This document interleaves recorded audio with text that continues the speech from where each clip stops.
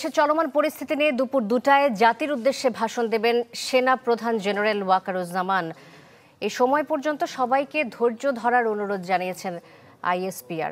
ধারণা করা হচ্ছে চলমান সহিংস পরিস্থিতি নিয়ে গুরুত্বপূর্ণ ও দিক নির্দেশনামূলক বক্তব্য তুলে ধরবেন সেনাপ্রধান। বৈষম্য বিরোধী ছাত্র আন্দোলনের এক দফা ঘিরে সারা দেশে যে সহিংস পরিস্থিতি তৈরি হচ্ছে তার প্রেক্ষিতে সারা দেশে অনির্দিষ্টকালের জন্য কারফিউ জারি করা হয়েছে। আইন শৃঙ্খলা বাহিনীর পাশাপাশি মাঠে আছে সেনাবাহিনীও।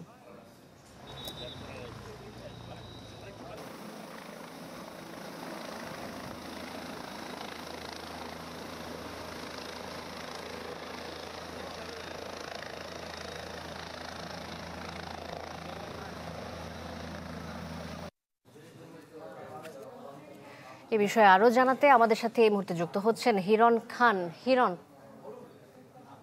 শান্ত, আপনি যেমনটি দর্শকদেরকে জানাচ্ছিলেন যে গতকাল থেকে কিন্তু অনির্দিষ্টকালের জন্য কারফিউ দেওয়া হয়েছে এবং তারপর থেকেই সাধারণ মানুষ যারা আছেন এবং রাজধানী জুড়ে এবং দেশ জুড়ে যারা রয়েছেন তারা কিন্তু উদ্বেগ উৎকণ্ঠা এবং এই বেশ কিছুদিন ধরে অর্থাৎ 15 থেকে 16 দিন ধরেই আসলে তারা উদ্বেগ উৎকণ্ঠার মধ্যে ছিলেন এবং আছেন, এখনও পর্যন্ত আছেন। এবং আজকে আপনারা দেখেছেন যে গতকালকে সাংবাদিক, পুলিশ সহ 100 জন মারা গিয়েছে। অর্থাৎ যেই পরিস্থিতি, উদ্ভূত পরিস্থিতি, সাধারণ মানুষের মধ্যে কিন্তু উদ্বেগ উৎকণ্ঠা কাজ করছে। এবং আপনি জানেন যে গত দুদিন আগেই কিন্তু সেনাপ্রধান তার রুটিন অনুযায়ী তাদের অফিসারদের সাথে কথা বলেছেন। তিনি যেটা বলেছেন যে সরকার, সেনাপ্রধান, সেনাবাহিনী সবসময় রাষ্ট্রের পাশে থাকবে এবং সাধারণ মানুষের পাশে থাকবে এবং কোনো উদ্ভূত পরিস্থিতি মোকাবেলায় সেনাবাহিনী প্রস্তুত, এমনটি কিন্তু আসলে তিনি জানিয়েছিলেন। এবং গতকালকেও আইএসপিআর থেকে জানানো হয়েছিল যে কারফিউ বলবৎ থাকবে এবং কারফিউতে আইন মেনে সেনাবাহিনী কাজ করবেন। এবং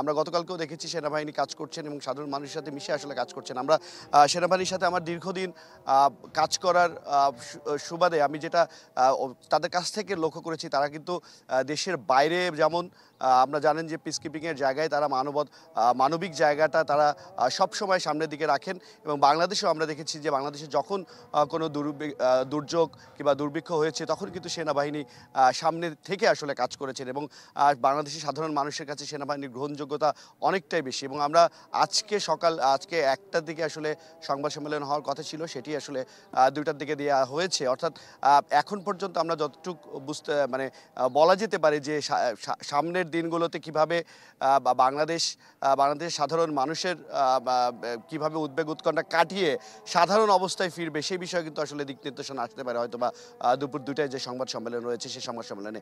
আজকে সকাল থেকে কিন্তু আমরা দেখেছি রাজধানীর বিভিন্ন জায়গায় বিভিন্ন গুরুত্বপূর্ণ স্থাপনাগুলোতে সেনাবাহিনীর টহল জোরদার করা হয়েছিল। আপনি জানেন যে গত বেশ কয়েকদিন ধরে সরকারি যে স্থাপনাগুলো রয়েছে সেই স্থাপনাগুলোতে হামলা করা হয়েছে, অগ্নিসংযোগ করা হয়েছে। গতকালকে পিজি হাসপাতাল, বঙ্গবন্ধু মেডিকেল বিশ্ববিদ্যালয় কিন্তু অগ্নিসংযোগ করা হয়েছে। এছাড়াও থানায়, বাংলাদেশের বিভিন্ন জায়গায় থানাগুলোতে কিন্তু হামলা করা হয়েছে এবং 13 জন পুলিশ একটি থানায়, এনায়েতপুর সিরাজগঞ্জে, সেখানে নিহত হয়েছে। এবং সেখানে একজন নারী সদস্যও ছিলেন পুলিশের, তিনিও নিহত হয়েছেন, এমন তথ্য কিন্তু আমাদের কাছে রয়েছে। এবং গতকালকে যে তাণ্ডব যা হয়েছে সারা দেশে সেটি নিয়ে কিন্তু সাধারণ মানুষ এবং সবার মধ্যে একটা উদ্বেগ উৎকণ্ঠা কাজ করছে। এবং আপনি জানেন আন্দোলনকারীদের আজকের যে কর্মসূচি, সেই কর্মসূচি ঘিরেও কিন্তু উদ্বেগ উৎকণ্ঠা বিরাজ করছে রাজধানী জুড়ে এবং সারা দেশ জুড়ে। এবং আমরা দেখেছি সারা দেশ জুড়ে কিন্তু আহত নিহতর সংখ্যা কিন্তু যত দিন গড়াচ্ছে তত বাড়ছে। এই সময় সেনাপ্রধানের এই 2টায় যে বক্তব্য, অবশ্যই আমরা আশা করব যে দেশের দিক নির্দেশনা কিংবা সাধারণ মানুষকে আস্থার জায়গা যেটি, সেটি নিয়ে তিনি কথা বলবেন। এই ছিল এখান থেকে সর্বশেষ তথ্য। হিরণ, ধন্যবাদ আপনাকে।